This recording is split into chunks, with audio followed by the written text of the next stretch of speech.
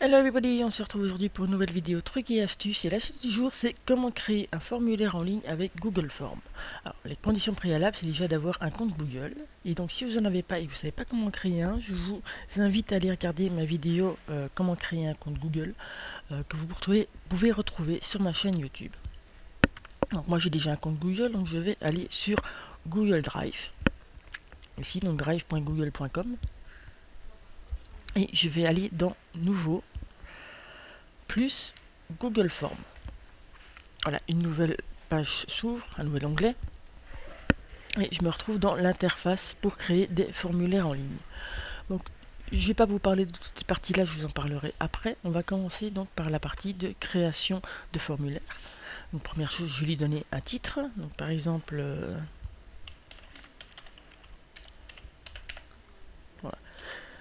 voilà. Alors, deuxième chose ici, donc vous avez l'interface des questions. Donc, un intitulé de question. Donc, généralement, on commence souvent par demander le nom et le prénom. Alors un texte d'aide, et ici vous avez le type de question. Donc vous avez plusieurs types de questions possibles si vous cliquez sur la petite flèche ici.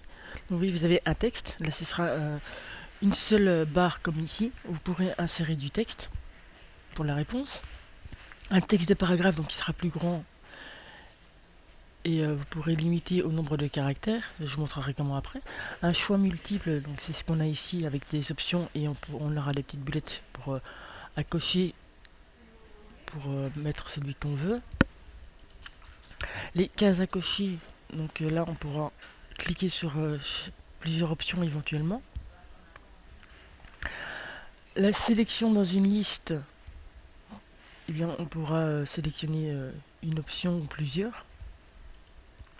Une échelle d'évaluation, ça c'est très utilisé quand on fait des des questionnaires en ligne sur les évaluations de produits, par exemple.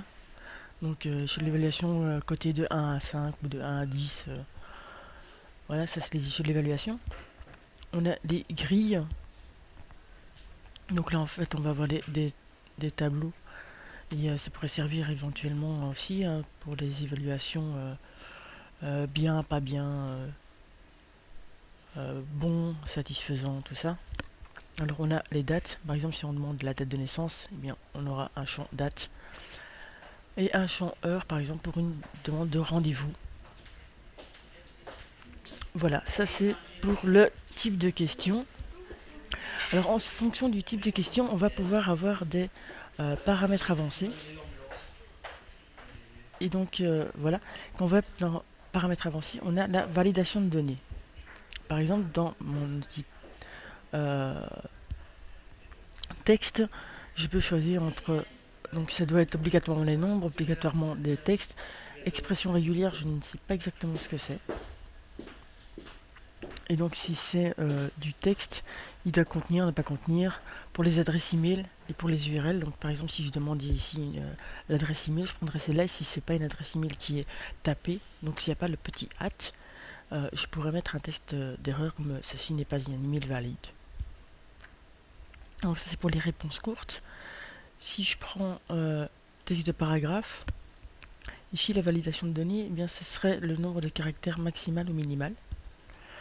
Et donc vous avez ça pour à peu près toutes. Donc le choix multiple, là je n'en ai pas de validation de données. Parce que de toute façon ce sera une seule option qui pourra être choisie. Les cases à cocher, on va pouvoir dire le nombre de maximal de cases ou le minimum de cases qu'on doit cocher. Ou exactement. Pour la sélection dans une liste, il n'y a pas de paramètres de validation non plus. L'échelle d'évaluation non plus. La grille, voilà, vous avez limité à une seule réponse par colonne. Pour la date, il n'y en a pas non plus, hein, c'est pas évident. Une date, c'est une date. Et une heure, c'est une heure aussi. Voilà. Alors, qu'est-ce qu'on a aussi? Voilà, on a aussi question obligatoire ou pas. Donc, si on coche cette question-là, le questionnaire ne sera pas validé si le champ n'est pas renseigné. Donc, ça, c'est pour les questions. Donc, je vais en faire une je vais en faire quelques-unes, comme ça ce sera mieux. Donc validation, là j'en fais pas. Par contre, question obligatoire, je clique OK pour valider ma question. Je pourrais ici la remodifier, la dupliquer et la supprimer. Donc là après, je vais faire un email, donc je vais la dupliquer. Et comme ça, ici, je change ça. Email. Et dans les paramètres avancés, je fais la validation de données sur du texte qui contient un email.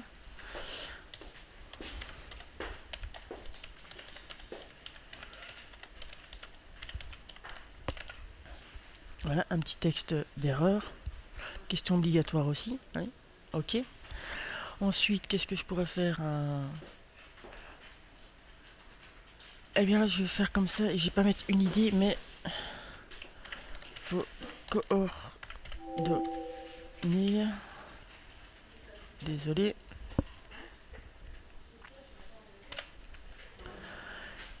Et si je fais ici ajouter un élément, j'ai donc de nouveau les questions simples et complexes.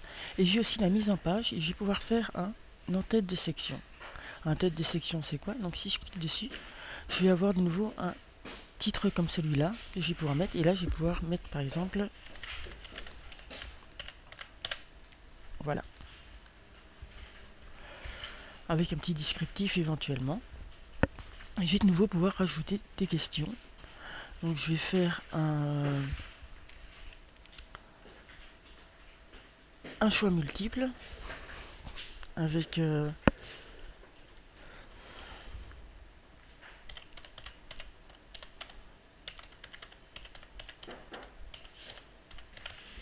voilà. Et donc je vais faire des options. Donc par exemple, hop, Android, une deuxième avec voilà. On peut encore en prendre une troisième, Google. Et puis je peux rajouter une case autre, où là ce sera la personne qui remplira le champ. Pour la validation de données, donc il n'y a pas, où je peux mettre trier les options en mode aléatoire, mais ça je ne vais pas le faire.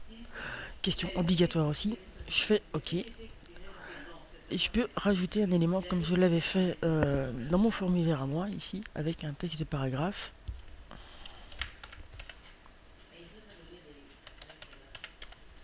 Précisez votre choix. Et je vais mettre validation texte caractère maximal 140, voilà, comme tuteur. Plus assez de caractères. Je pourrais mettre aussi par exemple c'est trop long. Voilà, je vais faire ça comme ça. Pas de question obligatoire. Hop, OK. Et donc je pourrais encore ajouter des sections et d'autres types de questions. Donc là, je vais déjà commencer par ça. Et je vais vous montrer ce que ça va donner en ligne. Voilà. Et donc là, je vais pouvoir envoyer le formulaire. Donc vous voyez, il y a une petite étoile pour obligatoire. Donc là, c'est pas obligatoire. Voilà, ça donnera ça. Maintenant que c'est fait, vous voyez, c'est une page blanche comme ça, c'est peut-être pas très très joli. Donc on va pouvoir modifier tout ça. Si je vais ici dans changer de thème. Donc j'ai des thèmes prédéfinis, mais je vais pouvoir complètement les modifier. Donc pour ça, je vais cliquer sur ici personnaliser. Je vais prendre le simple personnaliser et je vais pouvoir tout personnaliser tel que l'image d'en-tête. Par exemple, je vais pouvoir mettre donc s'il y en a par défaut, on peut choisir, mais je vais pouvoir aussi aller chercher dans mes albums, dans mon drive. Et je pense que je dois avoir donc, la bannière, voilà, ici, c'était ça que je voulais. Hop, sélectionner. Et donc au-dessus, je vais avoir ma bannière des tutos de Yaps. Ici, elle est un peu grande, donc il faudrait que je refasse une un peu plus petite. Si je fais ajuster la largeur, voilà. il sera complètement sur la largeur de la page. Alors je vais pouvoir changer les caractères, les polices de caractères, si c'est en gras, la couleur, tout ça. Donc je vais pouvoir tout modifier. Et aussi modifier l'arrière-plan du formulaire, soit avec une couleur. Par exemple, voilà, c'est très vilain. Hein. Soit en cliquant sur personnaliser, je vais pouvoir mettre... Ah oui, ça c'est juste l'arrière-plan du formulaire, excusez-moi. Donc voilà. Et c'est ça que je voulais, l'arrière-plan de la page, c'est-à-dire ici, toute cette partie-là. Je vais pouvoir la modifier aussi. Modifier l'image. Et là, je vais pouvoir aller chercher de nouveau sur mon album, sur Google Drive. Donc je ne sais pas si j'en ai mis une ici. Alors, par exemple, voilà celle-là. Sélectionnée. Et là, vous voyez, mon arrière-plan a changé aussi. Et donc si je fais afficher le formulaire en ligne, voilà ce que ça va donner. Bon, c'est pas super joli, mais bon. Vous voyez ici, mon image était un peu petite, donc il l'a mis en mosaïque. Donc regardez ça aussi pour avoir une image suffisamment grande pour qu'elle recouvre tout. Donc, voilà pour le formulaire en ligne. Qu'est-ce que je peux encore vous montrer? Oui, une fois qu'on a des réponses, donc je vais peut-être en faire une ou deux.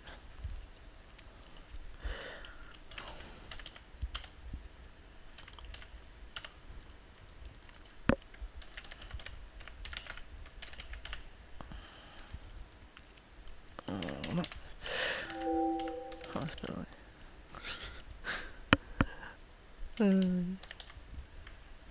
Voilà, Android. Juste faire ça. Voilà, je reçois. Donc si je vais faire envoyer une autre réponse, oui ça je ne vous ai pas montré aussi, je vous montrerai tout de suite. Je vais faire une deuxième.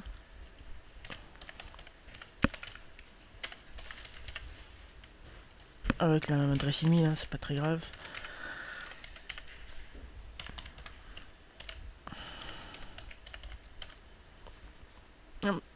Tiens, je vais juste mettre ça comme ça, voir si il valide bien. Vous voyez, ici, cet email n'est pas valide, parce que j'ai oublié le .com. Voilà, ici je vais mettre MS Office, envoyer. Donc voilà, j'ai deux réponses. Et donc si je veux voir quelles sont les réponses que j'ai reçues, je peux aller dans afficher les réponses. Ici, j'ai un dossier en fait qui me reprend tous les champs. Et donc comme ça, je pourrai voir les réponses que j'ai reçues. Ici aussi, dans le petit réponse, mais là, ça va s'afficher autrement. Donc, je vais le résumé des réponses, comme ça, avec un petit graphique. Des petits graphiques. J'ai modifié la destination des réponses, donc moi, ça arrive dans une feuille de calcul. Je pourrais en prendre une existante. Sélectionner. Donc là, il va me demander quelle feuille de calcul. Donc je vais reprendre celle-là. Sélectionner. Et donc, mes réponses, quand je cliquerai ici, arriveront dans cette feuille de calcul-là. Et au fur et à mesure, ça se rajoutera. Voilà. Donc ici, c'est tout ce que je vais vous montrer. Ah oui, non, désolé. Donc je vais aussi dans modifier, je retourne dans modifier les questions, c'est ça que je voulais vous montrer. Les paramètres du formulaire, donc j'ai affiché la barre de progression en bas de la page du formulaire. Ne autoriser qu'une seule réponse par personne. Vous avez vu que moi j'ai pu cliquer sur un lien et redonner une nouvelle réponse. Mais je peux dire qu'on ne peut en faire qu'une. Et trier les questions en mode aléatoire.